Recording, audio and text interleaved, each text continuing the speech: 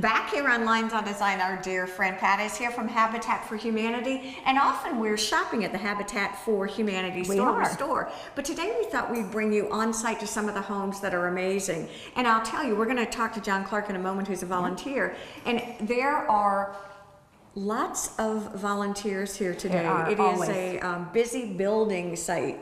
Talk to us about the home that we're in right now. This is a good example of one of the homes that you all built. It certainly is. This is the Faith House, and we call it that because it was funded and built by a combination of three churches: St. Andrew Methodist Church, Holy Family Catholic Church, and St. Francis by the Sea Catholic Church. And what a wonderful concept. People who are well-intentioned coming together, despite whatever differences there are, and they work together and they create something wonderful. It's for a local family, husband and wife, and their 2 little boys. We dedicate it this afternoon at 5 o'clock, which is always, it's always a wonderfully joyous day. And they'll start moving in tonight. As a designer, I always look at different things, and it's really fun for me to walk into a home like this. I tell you, the materials that you've used and the workmanship is really amazing. Thank you. From the color tones to the vinyl they've used, the Formica you've used. And what's interesting is, in talking to the volunteers who have done this for quite a long time, they're sharing, in the next house, we might open this or put a cabinet here or do this or do that. So it's always tweaking. You've got to feel great about it. We do. And all the houses, we just renovated a house that we did in Bluffton probably 15 years ago. It was so fun to go back in and see what wonderful shape it was in. It needed a paint and a few things done, but it was great, and the new family loves it, and they'll succeed there just as well as everybody else does. People in the Low Country always talk about affordable housing, and it's really interesting to come back, if they haven't been back here, and take a drive around and look at what affordable housing really looks like, because it's absolutely beautiful. It's wonderful, isn't it? It's fun to be here. It's a vibrant community. Someone said to me, is it a safe community? I said, except after school, we have to watch out because there are kids on skateboards, bikes, they're playing basketball. It's just what a neighborhood should be. Well, I'm really excited now to talk to John Clark. He said he's been a volunteer for quite a while. He has been. I think 15 years John has been here. All right, let's change up mics and we'll talk to John. Great. We're joined now by John Clark, hailing from Glen Ellen, Illinois, living in Kalawasi. Yes. And you said you've been a volunteer here for Habitat for Humanity. How many years? 15 years, yes. We had the opportunity to talk before we actually started taping, and I tell you what, the enthusiasm and the excitement is really pretty catching. Talk to me about why this specifically, because you're a banker, why this, I know, was a banker, but you're still a banker. Why this really excites you, what you've done, what part you contribute right now. Okay, fine. This is the Glen. Okay. We did probably about 105. We're working on number 105. Are you really? Yeah, that's correct. This Glen has approximately 36 houses in total to be built out. We're working on number 14, and we started in the last week of January. And what excites me about all of this, and has for 15 years, is that we're giving back. We're providing affordable housing for folks, and this is their first home.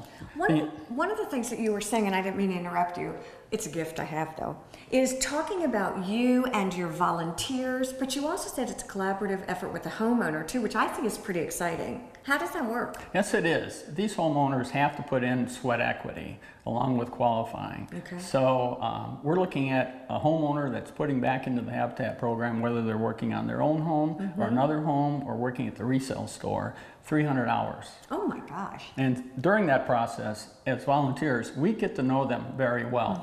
So when we see them get into their home, many of us come for those dedications and wish them well. Oh, that sounds incredible. All right, if I want to be a volunteer, but I've never really slung a hammer, or I'm definitely not an electrician, how do I go about volunteering? Do you all team? Do you lead? Do you? That's correct. We have people who have been with Habitat as a volunteer for many, many years, who are well qualified in terms of building Habitat homes. We welcome those who have not built at all, maybe not even swung a hammer, maybe in their professional life wanted to but never got out of the office. Exactly. We welcome those people. We team them up with leaders and other experienced people, and we see them gain self-confidence, love the volunteering opportunity, and many of them come back again and again and become regular. One of the things I see when I was walking, I saw little people, I saw tall people, I saw older people, I saw younger people. I mean, it seemed like a real amalgamation of different folks all sweating because it's very hot outside. Yes, that's correct. We have young people who come here after work and or on their days off. What a cool thing. We have retired folks here. We have youth groups that come down during spring breaks, giving up their on the beach activities and working here as a group, 15 or 20 kids at a time. The other thing that you said that was kind of exciting was you're not just limited to here.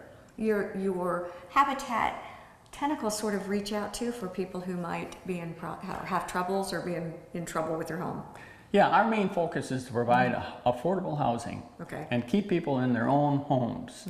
Whether it's here on the Glen or other Brendan Woods or other places. We built in Bluffton, we built in Ridgeland and other locations. But we also have homeowners who are in their own homes and qualify to get work done by volunteers of Habitat, and that's our Community in Need program. So in addition to building out on these communities, 3 or 4 of us will go and fix a porch, handle storm damage for people, and that gets us out into the community.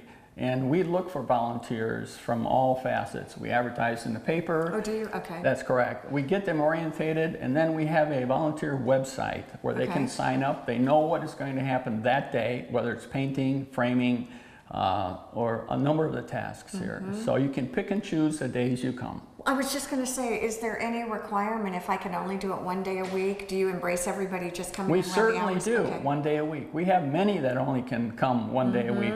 We have people that come 3 days a week. Oh, do you really? That's correct. We have work done here Tuesday through Saturdays from 8 to 12. Well, and it was fun talking to you ahead of time because when you walked in and we were talking about this, I said, oh, the colors are so pretty. What a great palette. You said, oh, they changed it up. You got a lot of options. That's correct. When this house is not built yet, and then along the way, Habitat sits down with the homeowners, and we look at colors, we look at different opportunities on the inside to bring out individual tastes. Cabinet styles. That's correct. Right, Yeah, flooring. that's correct. So all of these homes are all 26 by 40. Okay. And from a standardization standpoint for repetitive building, that makes it good for us volunteers.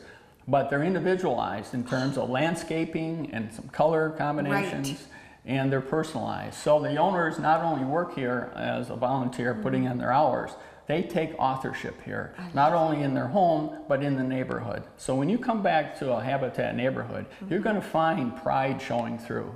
And they take care of it, they have a community responsibility, and they love what the product is. It's really been interesting coming back. I almost felt like I was in Charleston. It had the Charlestonian colors, and there was a lot of flavor and personality here. It is always great to talk to someone who's been working. Is that a good way? Thank you. Thank you for joining us. We want to thank all of you for joining us here on Lines on Design. Have a wonderful week.